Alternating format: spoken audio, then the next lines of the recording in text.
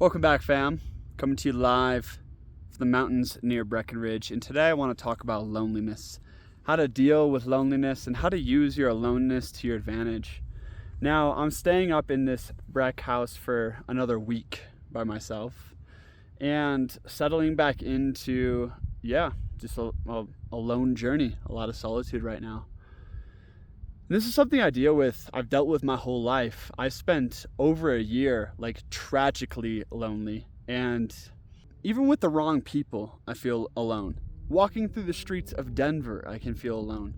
I feel alone a lot in my life, and I've had a lot of people comment in videos like, oh, you need to go join a volunteer organization or get some hobbies or, blah, blah, blah. It's like, I do have a lot of friends and a lot of connections, but it's rare that people trade me something better in exchange for my solitude.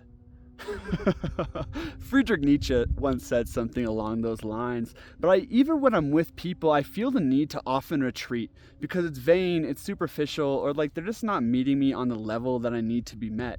And I think this is just the reality for a lot of maybe more rare souls out there, if I can be so bold. I think you're gonna be alone a lot in this life, and honestly, it's not a bad thing. It's a good thing in some ways, although it would be nice to have a lot more human connection, to have our tribe, to have great proximity to individuals who inspire us, who light us up, who meet us on all the different levels we need to be met. But that's a dream. We don't have tribes around us. We don't have strong community around us. The communities that do exist tend to be fragile, fickle, and centered around vain things. So how do we deal with this world? All those higher men and women out there who are walking their paths, their spiritual, personal quest up the mountain. I think the first thing that I find important in loneliness is to settle into it. Is to soften and surrender. Because so often when those feelings start to arise in my younger journey, I'd want to run. I would want to distract myself with drugs or entertainment or scrolling on my phone or going out into the world and trying to chase something or chase connection. And it's so natural. I have so much space for that part of myself. But I find so much gold and so much fruit once you can surrender to exactly where you're at. Right here, my friends, there's so much beauty, even if you're not sitting in one of the most beautiful places in the world. This moment, if you can breathe and regulate yourself, right? Breathing into that feeling, breathing deeper into your body and accepting what is, that's where the magic of life comes from. I think a lot of the spiritual, personal, creative journey is birthed through being alone. A lot of people aren't even awake. Their souls aren't even online because they're constantly in this social, extroverted, in the world energy. And if they just retreated into the mountains for 3 days, they would experience a part of themselves that they have never felt online before. And the more we can surrender into that part of ourselves, the more our authentic expression, our authentic node can come through. And this is why it's so important not to distract, right? But to accept. Not run away from it, but accept your home here. And that's usually step one for me. Step two is it's so important to have a greater ideal or a higher cause that you're serving, right? So for the average, more common type of human being, the greater cause that they're serving is simply their family or their friends. But if you're a more rare type out here, you're going to have to dig deep for something higher, right? And that can be a creative cause, that can be a social cause, that can be a spiritual mission.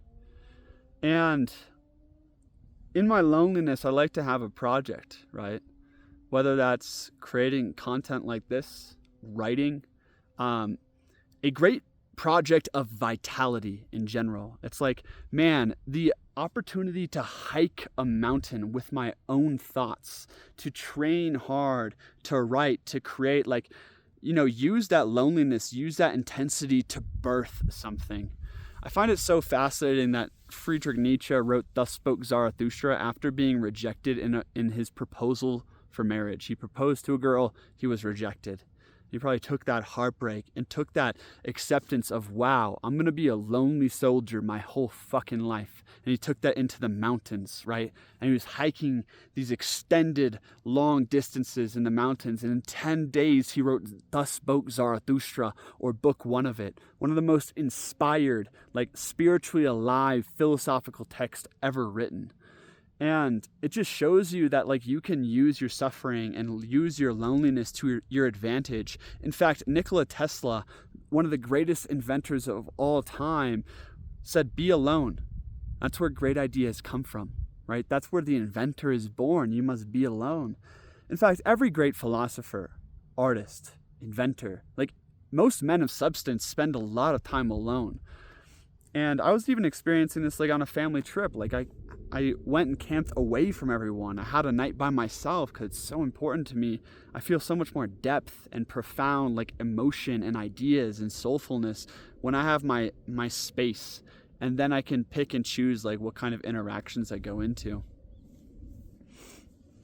So one time I had a stretch after I broke up with my ex-girlfriend for about 2 months there where I was like felt tragic loneliness, where the one person who truly knew me was gone. I felt this actually so many times in my life. This is probably one of the most common types of suffering I deal with other than insomnia. And I climbed a mountain on a pilgrimage per se. And up there on top of the mountain, I did a meditation ceremony and just prayed. Like, what is this? Why do I always find connection and it goes away? Why don't we have proximity with our tribe like we should have? Like, what can I use this for? It just feels like this, clamp around my heart, this weighted blanket over me. And Spirit spoke to me in that moment. And it was like, this loneliness, it's a gift. Use it for supreme creative and spiritual effort. And I think that's the message I'm making in this video is one, surrender to it, accept it, because your true note, your true essence is going to come more online in your aloneness. You're going to get more in tune with the song of your soul is like the only way I could put it. You're going to attune to yourself. And then once you're attuned, will forth your essence. And this is like the traditional path, is to know your essence and then will it forth. And that willing it forth looks like supreme creative and spiritual effort. You see, you're going to have great resistance to doing your great projects, to writing your book, to doing your art, to giving your gifts into the world. Let's say you come home from work, right? And you have these 8 hours and you like just are feeling lonely and bad for yourself. Are you going to distract, or are you going to will forth who you are, right? And overcome that resistance. And my God, the greatest periods of joy and overcoming and blossoming in my life have always come in periods of loneliness. It's insane.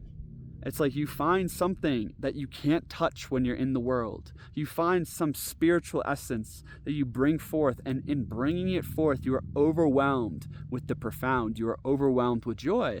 And this is where genius comes from, where the daemon is alive. And it's hard. Like, it's hard to find the gusto. But I think another quote from Nietzsche is, whatever you bring into solitude grows there, right?